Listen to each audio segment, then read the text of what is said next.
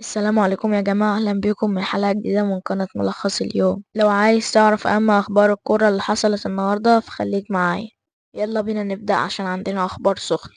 نبدأ بالدوري المصري، المنافسة مولعة جدا بين الفرق الكبيرة وكل فريق بيحاول يجمع أكبر عدد نقط قبل ما الموسم يدخل في المراحل الحاسمة.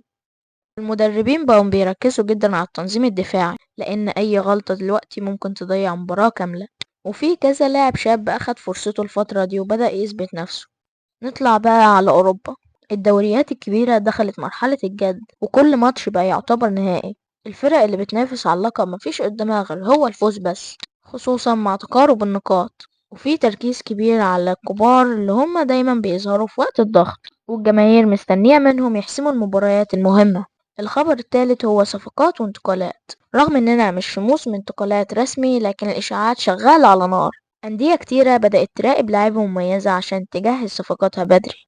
الخبر الرابع وهو الإصابات، في شوية أخبار عن إصابات لبعض اللاعبين المهمين، وده طبعا بيأثر على خطط المدربين. الإصابة في التوقيت ده بتكون صعبة جدا خصوصا لو الفريق داخل على مباريات حاسمة.